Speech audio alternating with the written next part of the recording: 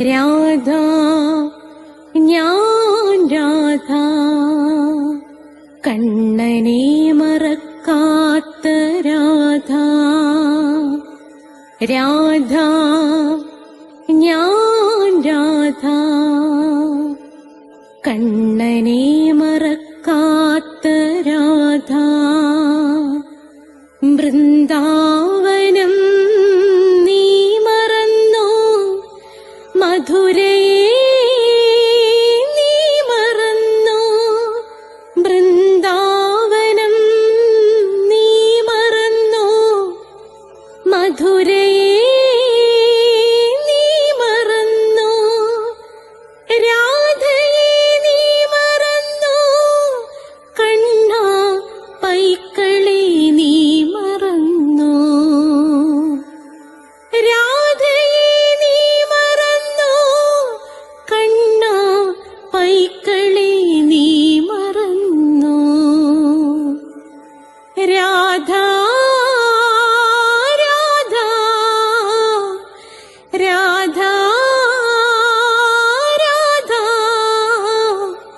മറന്നിട്ടും മറക്കാത്ത രാധ. മറന്നിട്ടും മറക്കാത്ത രാധ. രാധേ രാധേ രാധേ രാധേ മറന്നിട്ടും മറക്കാത്ത രാധ. മറന്നിട്ടും മറക്കാത്ത രാധ.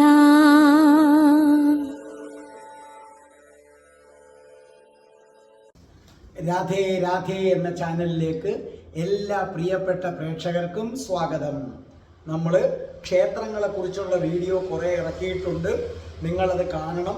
പ്ലേലിസ്റ്റിനകത്ത് ക്ഷേത്രങ്ങളെ കുറിച്ചുള്ള വീഡിയോകളുടെ ലിസ്റ്റുണ്ട്. ഹിന്ദുക്കൾ ഈ ക്ഷേത്രങ്ങളിൽ കഴിയുന്നത്ര സന്ദർശനം നടത്തുക, നിങ്ങൾക്ക് അത് വളരെ മോക്ഷദായകമാണ്.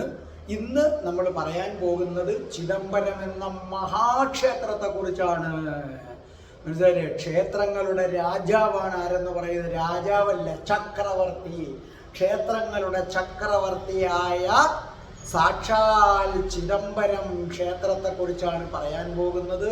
സർവമോക്ഷകരം, ഇനി പുനർജന്മമില്ല. പക്ഷേ ശിവൻ അനുഗ്രഹിക്കാതെ, ശിവൻ ആഗ്രഹിക്കാതെ നിങ്ങൾക്കാർക്കും അവിടെ കാലെടുത്ത് കുത്താമെന്ന് ആരും കരുതണ്ട. കാരണം അവിടെ കാല് കുത്തിയാൽ പിന്നെ ജന്മങ്ങളില്ല, ദുഃഖങ്ങളില്ല, സർവ്വതും തീർന്നു. പിന്നെ നിങ്ങൾ ശിവഭഗവാന്റെ കൈകളിലാണ്. ശിവഭഗവാന്റെ ഭൂതഗണങ്ങൾ നിങ്ങളെ സംരക്ഷിച്ചുകൊള്ളും. അങ്ങനെ ശൈവരുടെ 274 പുണ്യക്ഷേത്രമുണ്ട് ശൈവർക്ക്. അതിലെ നമ്പർ 1 ആദ്യത്തെ ക്ഷേത്രം ഏതെന്ന് ചോദിച്ചാൽ ചിദംബരമാണ്. ശൈവ ഭക്തരെ സംബന്ധിച്ചിടത്തോളം കോവിൽ എന്നാൽ ചിദംബരം, അത് കഴിഞ്ഞേ ഉള്ളൂ മറ്റെന്തും. അവർ ചിദംബരം ക്ഷേത്രത്തിനാണ് കോവിൽ. അവർക്ക് കോവിൽ കോവിൽ എന്നാരെങ്കിലും പറഞ്ഞാൽ അത് ചിദംബരത്തെയാണ്. മറ്റു ക്ഷേത്രങ്ങൾക്ക് അവൻ്റെ പേരുകൂടി പറയണം. നോർമലി എല്ലാവരും കോവിൽ എന്ന് പറയുന്നത്, നമുക്ക് കോവിൽ പോകാം എന്ന് പറഞ്ഞാൽ നമുക്ക് ചിദംബരത്ത് പോകാം എന്നാണ് അതിൻ്റെ അർത്ഥം.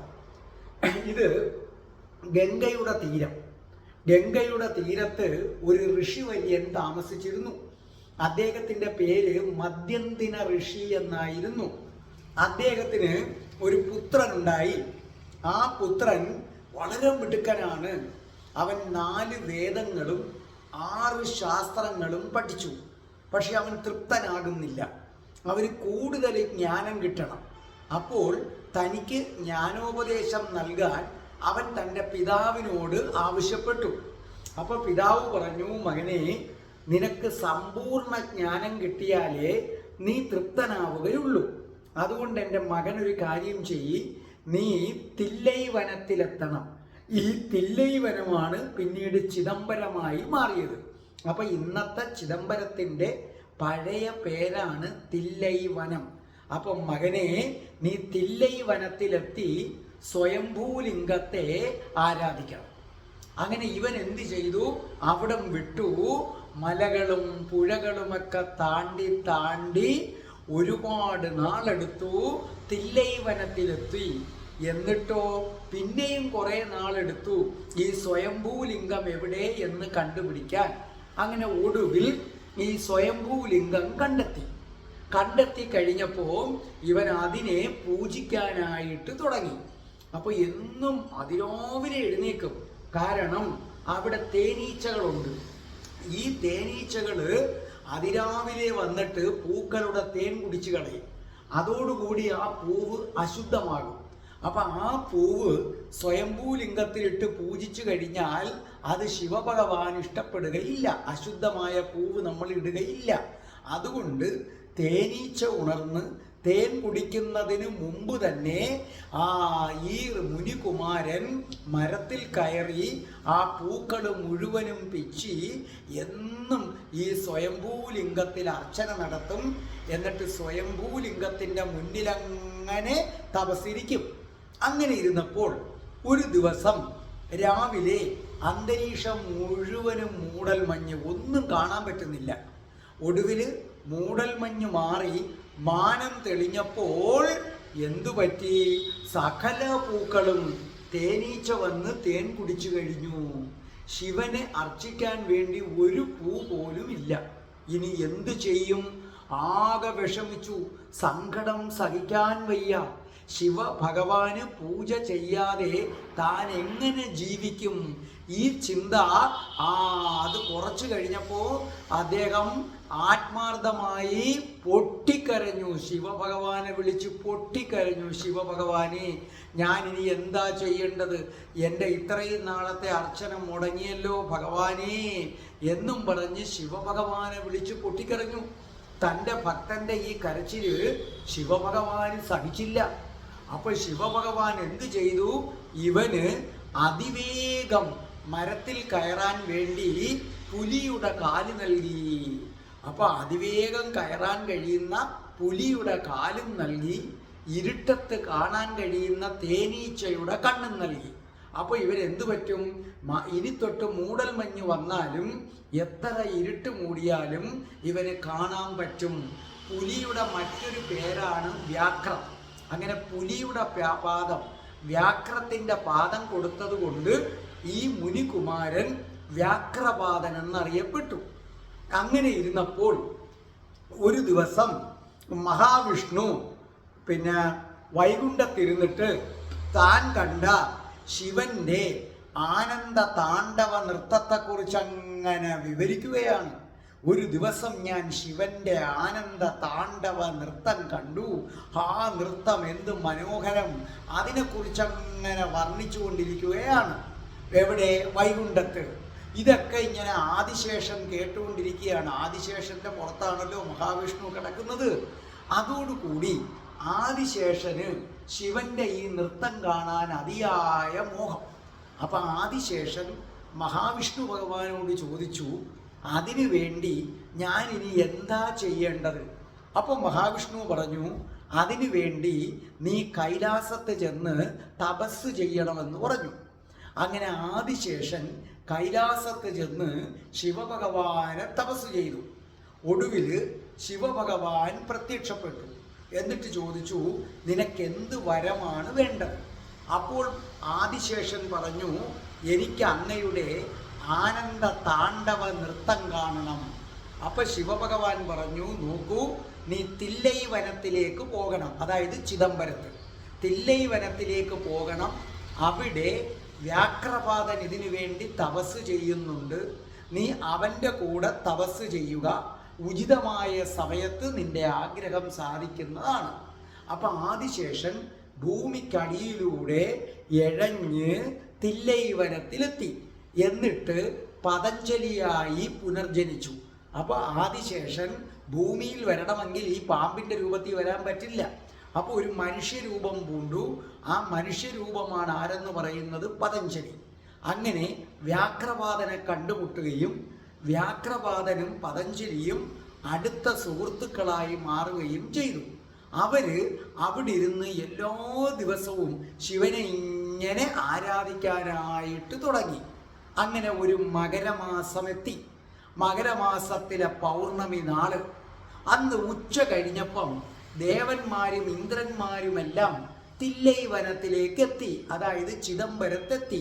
അപ്പോൾ വ്യാഘ്രപാദനും പതഞ്ജലിയും അത്ഭുതപ്പെട്ടു. എന്ത്, ഇന്ദ്രനും ദേവന്മാരും എന്തിനു വരുന്നു? അപ്പൊ അവർ നോക്കിയപ്പോൾ അല്പം കഴിഞ്ഞപ്പോൾ ദേവവാദ്യങ്ങളുമായി കൈലാസത്ത് നിന്ന് സംഗീതജ്ഞരെത്തി. കുറച്ചു കഴിഞ്ഞപ്പം വിഷ്ണു ഭഗവാൻ വരുന്നു, ലക്ഷ്മി ദേവി വരുന്നു, ബ്രഹ്മാവു ഭഗവാൻ വരുന്നു. ഇവരെല്ലാം എത്തിക്കഴിഞ്ഞു. കുറച്ചു കഴിഞ്ഞപ്പം തില്ലൈ 3000 പറന്ന ബ്രാഹ്മണ സംഘം വന്നു. അത് കഴിഞ്ഞ് ഇവർ നോക്കിയപ്പം നന്ദികേശൻ വന്നു. 15 വിനാഴിക കഴിഞ്ഞപ്പോൾ ഒരു വലിയ ശബ്ദം മുഴങ്ങി. നോക്കിയപ്പോൾ സാക്ഷാൽ നടരാജമൂർത്തി തൻ്റെ പരാശക്തിയുമായിട്ടങ്ങനെ വരികയാണ്. എല്ലാവരും ഭയഭക്തിയോടുകൂടി എഴുന്നേറ്റ് നടരാജമൂർത്തിയെയും പരാശക്തിയെയും എന്തു ചെയ്തു? വണങ്ങി. അപ്പോൾ സാക്ഷാൽ ശിവഭഗവാൻ വേദങ്ങളെ ചിലങ്കകളാക്കി തൻ്റെ കാലിലണിഞ്ഞു. വലത് കൈയിൽ ഇടയ്ക്ക, ഇടത് കൈയിൽ അഗ്നി, എന്നിട്ട് താണ്ഡവം തുടങ്ങി. അതിമനോഹരമായ താണ്ഡവം, ആനന്ദ താണ്ഡവം. വിഷ്ണുവും ലക്ഷ്മി ദേവിയും മറ്റുള്ളവരും ഈ പ്രപഞ്ചവും ശിവഭഗവാന്റെ ആനന്ദ താണ്ഡവത്തിൽ അങ്ങനെ ലയിച്ചിരുന്നു. ഒടുവിൽ താണ്ഡവ നൃത്തം അവസാനിച്ചു. അപ്പോൾ ശിവൻ നോക്കിയപ്പോൾ തൻ്റെ മുന്നിൽ കൂപ്പുകൈകളുമായി നിൽക്കുകയാണ് വ്യാഘ്രപാദരും പതഞ്ജലിയും. അപ്പോൾ അവരോട് ചോദിച്ചു, നിങ്ങൾക്ക് എന്ത് വരമാണ് വേണ്ടത്? അപ്പോൾ പറഞ്ഞു, ഭഗവാനെ, മനുഷ്യ നന്മയ്ക്കു വേണ്ടി അങ്ങ് ഈ നൃത്തം ചവിട്ടിയുണ്ടല്ലോ, ആനന്ദ താണ്ഡവം, ഇതേ ഭാവത്തിൽ ഈ തില്ലൈ വനം അഥവാ ചിദംബരത്തിൽ അങ്ങ് കുടികൊള്ളണം. കാരണം ആനന്ദ താണ്ഡവമാണ്. ശിവന്റെ ഗൗരവഭാവമൊക്കെ വെടിഞ്ഞിട്ട് ആനന്ദമാണ്. ഈ ആനന്ദഭാവത്തിൽ ശിവൻ നിൽക്കുന്നത് അപൂർവമാണ്. ആ സമയത്ത് ശിവൻ ഉല്ലാസവാനാണ്, എന്തു ചോദിച്ചാലും കിട്ടും. അതുകൊണ്ടാണ് നിങ്ങൾ ഏതാഗ്രഹവുമായും ചിദംബരത്ത് പോയി കഴിഞ്ഞാൽ അത് സാധിച്ചിരിക്കും. കാരണം ആനന്ദമൂർത്തിയാണ് അവിടെ നിൽക്കുന്നത്. അങ്ങനെ ശിവഭഗവാൻ അത് സമ്മതിക്കുകയും അങ്ങനെ തില്ലൈ വനം അഥവാ ഇന്നത്തെ ചിദംബരത്തിൽ കുടികൊള്ളുകയും ചെയ്തു. ഇതിന് മറ്റ് 2 ഉപകഥകൾ കൂടിയുണ്ട്. അതും കൂടെ ഞാൻ പറഞ്ഞു തരാം. ഇതിൻ്റെ ഉപകഥ ഇതാണ്. തില്ലൈ വനത്തിൽ വ്യാഘ്രപാദന്റെയും അതേപോലെ തന്നെ പതഞ്ജലിയെയും കാണാനും അവർക്ക് ജ്ഞാനം പകരാനും വേണ്ടി ശിവനെത്തി. ആ സമയത്ത് തില്ലൈ വനത്തിൻ്റെ ദേവത കലികാദേവിയാണ്. ആ കലികാദേവി എന്തു ചെയ്തു? ശിവനോട് പറഞ്ഞു, ഇവിടെ നൃത്തം ചെയ്യാൻ പറ്റത്തില്ല എന്ന് പറയുകയും ശിവനെ അതിൽ നിന്ന് വിലക്കുകയും ചെയ്തു. അപ്പോൾ ശിവൻ പറഞ്ഞു, ഭവതിക്ക് എന്നോട് നൃത്തം നടത്തി എന്നെ തോൽപ്പിക്കാമോ? എങ്കിൽ ഞാൻ അനുസരിക്കാം. കാരണം ഭവതി നൃത്തത്തിൽ എന്നെ തോൽപ്പിച്ചാൽ ഞാൻ ഭവതിയുടെ ദാസനാകാമെന്ന് പറഞ്ഞു. അപ്പൊ കലികാദേവി അത് സമ്മതിച്ചു. കാരണം ശിവനെ തനിക്ക് ദാസനായി കിട്ടും. കലികാദേവി ആകട്ടെ നൃത്തത്തിൽ അഗ്രഗണ്യയുമാണ്. അങ്ങനെ നൃത്തം തുടങ്ങി. ശിവഭഗവാനും കലികാദേവിയും ഒന്നിനൊന്ന് മെച്ചത്തിലാണ് നൃത്തം ചെയ്യുന്നത്. ആര് ജയിക്കുമെന്നറിയാൻ പറ്റാത്ത അവസ്ഥയിലേക്ക് പോവുകയാണ്. കാരണം 2 നൃത്തത്തിൻ്റെ കാര്യത്തിൽ 2 തുല്യ കഴിവുള്ളവരുടെ നൃത്തമാണ്. ഈ സമയത്ത് എന്തു പറ്റി? ശിവഭഗവാന്റെ ആഭരണം താഴെ വീണു. അപ്പൊ ശിവഭഗവാൻ എന്ത് ചെയ്തു എന്നറിയാമോ? ഊർദ്ധ താണ്ഡവ ഭാവത്തില് നൃത്തത്തിന്റെ ചുവട് വെച്ചിട്ട് ആരും അറിയാതെ ഈ ആഭരണം നിലത്ത് നിന്നങ്ങെടുത്തു. പക്ഷേ ഈ ഊർദ്ധം എന്ന് പറഞ്ഞാൽ തിരിഞ്ഞാണ്, തല തിരിഞ്ഞാണ്. ഈ ഊർദ്ധ താണ്ഡവ ഭാവം കലികാദേവി കാണാൻ പറ്റത്തില്ല. അങ്ങനെ ആടിയാൽ ചാരിത്ര്യത്തിന് ഭംഗം വരും. അതോടുകൂടി കലികാദേവി തോൽവി സമ്മതിച്ചു. അപ്പോൾ എന്ത് സംഭവിച്ചു? ആനന്ദഭരിതനായ ശിവൻ കലികാദേവിയുടെ മുന്നിൽ ആനന്ദ താണ്ഡവമാടുകയും അത് തീർന്നു കഴിഞ്ഞപ്പോൾ ദേവന്മാരും ഋഷിമാരും അവിടെ വസിക്കാൻ ശിവഭഗവാനോട് അഭ്യർത്ഥിക്കുകയും ചെയ്തു. ഇനി മറ്റൊരു കഥ. ഗൗഡദേശത്തെ രാജകുമാരന് ക്ഷയരോഗം പിടിപെട്ടു. അദ്ദേഹത്തിൻ്റെ പേര് ശ്വേതവർമ്മൻ എന്നാണ് അദ്ദേഹത്തിൻ്റെ പേര്. അപ്പോൾ ഈ ക്ഷയരോഗം വന്നതോടുകൂടി ശ്വേതവർമ്മൻ രാജ്യം വിട്ട് കാട് കയറി. കാട്ടില് ഒരു സന്യാസിയെ പോലെ ആരലഞ്ഞു തിരിയാൻ തുടങ്ങി. നമ്മുടെ ശ്വേതവർമ്മൻ അലഞ്ഞു തിരിയാൻ തുടങ്ങി. അങ്ങനെ വേട്ടക്കാരനിൽ നിന്ന് ഒരു സ്വയംഭൂലിംഗമുണ്ടെന്നും അത് അപാര ശക്തി ഉള്ളതാണെന്നും നമ്മുടെ ശ്വേതവർമ്മൻ മനസ്സിലാക്കുന്നു. അങ്ങനെ അലഞ്ഞു തിരിഞ്ഞു ഒടുവിൽ തില്ലൈ വനത്തിലെത്തി, അതായത് ചിദംബരത്തെത്തി. അപ്പൊ കാണാം അവിടെ വ്യാഘ്രപാദനും പതഞ്ജലിയും കൂടെ ചേർന്ന് സ്വയംഭൂലിംഗത്തെ ആരാധിക്കുകയാണ്. അപ്പോൾ ഈ രാജകുമാരൻ വന്ന് തൻ്റെ കഥകൾ പറയുകയും അന്നു മുതൽ അദ്ദേഹവും ലിംഗത്തെ ഭജിക്കാൻ തുടങ്ങി. ഒരു പ്രത്യേക ദിവസം വന്നപ്പോൾ ഇവർ പറഞ്ഞു, നോക്കൂ, ഇന്നത്തെ ദിവസം നിങ്ങൾ ശിവനെ ഭജിച്ചിട്ട് ശിവഗംഗയിൽ പോയി കുളിച്ചിട്ട് വരാൻ പറഞ്ഞു. അപ്പോൾ ഇദ്ദേഹം ശിവനെ ഭജിക്കുകയും അതിനുശേഷം ശിവഗംഗയിൽ പോയി കുളിക്കുകയും ചെയ്തപ്പോൾ ആ അത്ഭുതം സംഭവിച്ചു. ആ അത്യത്ഭുതം സംഭവിച്ചു. അദ്ദേഹത്തിൻ്റെ ദേഹം സ്വർണമയമായി മാറി. അസുഖം മാറി എന്നും അസുഖം അപ്പോഴേ പോയി. പക്ഷേ ശരീരം സ്വർണം പോലെ വെട്ടിത്തിളങ്ങി സ്വർണമയമായി മാറാൻ തുടങ്ങി. അന്ന് തൊട്ട് അദ്ദേഹം ഹിരണ്യവർമ്മ എന്നറിയപ്പെട്ടു. അപ്പോൾ അദ്ദേഹം പറഞ്ഞു, ഇനി എൻ്റെ ശേഷിച്ച കാലം മുഴുവനും ഞാൻ ഈ സ്വയംഭൂലിംഗത്തെ സേവിച്ച് ഇവിടെ തന്നെ കഴിയുകയാണെന്ന് പറഞ്ഞു. അപ്പോൾ ഈ സമയത്ത് മകനെ കാണാതായപ്പോൾ പിതാവ് ദൂതന്മാരെ രാജ്യത്തിൻ്റെ 4 പാടും അയച്ചു. അങ്ങനെ ദൂതന്മാർ തില്ലൈ വനത്തിലെത്തുകയും രാജകുമാരനെ കാണുകയും ചെയ്തു. ഇപ്പോൾ ഹിരണ്യവർമ്മൻ, ഹിരണ്യം സ്വർണം എന്നാണ് അർത്ഥം. അപ്പൊ രാജകുമാരൻ പറഞ്ഞു, ഒരു കാരണവശാലും ഞാൻ തിരിച്ചു വരത്തില്ല. ഞാൻ എൻ്റെ ശേഷിക്കുന്ന കാലം എനിക്ക് പുതുജീവൻ തന്ന ശിവലിംഗത്തെ ആരാധിച്ചു കഴിയാൻ തീരുമാനിച്ചു. ദൂതന്മാർ അദ്ദേഹത്തിൻ്റെ പിതാവിൻ്റെ അടുക്കൽ ചെന്ന് കാര്യം പറഞ്ഞു. ഇതറിഞ്ഞ് പിതാവ് നേരിട്ടെത്തി. എത്തിയിട്ട് പറഞ്ഞു, മോനെ, ഞാൻ വയസ്സായി, ഞാൻ പ്രായം ചെന്നു, നീ വന്ന് രാജ്യഭാരം ഏറ്റെടുക്കണമെന്ന് പറഞ്ഞപ്പോൾ വ്യാഘ്രപാദൻ പറഞ്ഞു, എനിക്കൊരു ജീവിതം തന്നത് ശിവഭഗവാനാണ്. അതുകൊണ്ട് എൻ്റെ ശേഷിക്കുന്ന കാലം മുഴുവനും ഞാൻ ശിവഭഗവാന് സമർപ്പിച്ചിരിക്കുന്നു. എനിക്ക് രാജ്യഭാരം വേണ്ട എന്ന് പറഞ്ഞു. വ്യാഘ്രപാദനും പതഞ്ജലിയും ഇതൊക്കെ കേട്ടുകൊണ്ടിരിക്കുകയാണ്. ഒരു കാരണവശാലും തില്ലൈ വനം അഥവാ ചിദംബരത്ത് നിന്ന് തിരിച്ചു പോകാൻ ഈ രാജകുമാരൻ തയ്യാറായില്ല. അപ്പോൾ വ്യാഘ്രപാദനും പതഞ്ജലിയും ഇടപെട്ടു.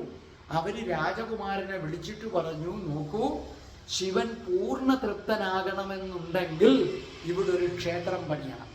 അത് പണിയാതെ ശിവൻ പൂർണ്ണ തൃപ്തനാവുകയില്ല. അങ്ങനെ ക്ഷേത്രം പണിയണമെങ്കിൽ നീ രാജ്യഭാരം ഏറ്റെടുക്കണം. രാജ്യഭാരം ഏറ്റെടുത്താൽ നിനക്ക് നിഷ്പ്രയാസം ഇവിടെ ക്ഷേത്രം പണിയാൻ പറ്റുമെന്ന് പറഞ്ഞു. അങ്ങനെ വ്യാഘ്രപാദനും പതഞ്ജലിയും ഉപദേശിച്ചതോടുകൂടിയാണ് അദ്ദേഹം ഈ തൻ്റെ പിതാവിനോടൊപ്പം ഗൗഡദേശത്തേക്ക് മടങ്ങുകയും രാജ്യഭാരം ഏറ്റെടുക്കുകയും ഏറ്റെടുത്ത ഉടൻ തന്നെ ചിദംബരം ക്ഷേത്രം നിർമ്മിക്കാൻ ഉത്തരവിടുകയും ചെയ്തു. അങ്ങനെയാണ് ഇന്നത്തെ ചിദംബര ക്ഷേത്രം ഉണ്ടായത്. പിന്നെ കുറച്ചു പേര് വിശ്വസിക്കുന്നത് ചോള രാജാവ് ഉറക്കത്തില് ആനന്ദ താണ്ഡവമാടുന്ന ശിവഭഗവാനെ കണ്ടു. തൊട്ടടുത്ത ദിവസം തന്നെ ആ തില്ലൈ വനം അഥവാ ചിദംബരത്ത് ക്ഷേത്രം പണിയാൻ തുടങ്ങി. ഇത്രയുമാണ് ചിദംബരം ക്ഷേത്രത്തെക്കുറിച്ചുള്ള ഐതിഹ്യം. ഇനി ക്ഷേത്രം അതൊരു ഒന്നൊന്നര ക്ഷേത്രമാണ്. അവിടുത്തെ വിവരങ്ങളൊക്കെ ഭയങ്കര അത്ഭുതകരമാണ്. കേട്ടാൽ നിങ്ങൾക്ക് രോമാഞ്ചം ഉണ്ടാകും. അത് ഞാൻ ഒന്നുകിൽ നാളെ, അതായത് വ്യാഴാഴ്ച 10-9 മണിക്കോ, അതല്ല എങ്കിൽ വെള്ളിയാഴ്ച ഉച്ചയ്ക്ക് 12 മണിക്കോ ആ ചിദംബരത്തിൻ്റെ 2ാം ഭാഗം നിങ്ങളുടെ കൈകളിലെത്തും. അതൊരു ഒന്നൊന്നര ക്ഷേത്രമാണ്. അത്ഭുതങ്ങളാണ് ആ ക്ഷേത്രം. രോമാഞ്ചം ഉണ്ടാക്കുന്ന ആ 2ാം ഭാഗത്തിനായി കാത്തിരിക്കൂ. രാധേ രാധേ, ഓ രാധേ രാധേ, രാധേ രാധേ, ഓ രാധേ രാധേ, രാധേ രാധേ, ഓ രാധേ രാധേ. രാധേ രാധേ രാധേ ഓ രാധേ രാധേ രാധേ രാധേ ഓ രാധേ രാധേ ഓം ശ്രീം ഹ്രീം ക്ലീം ഐം രാസേശ്വരി രാധികായേ സ്വാഹാം.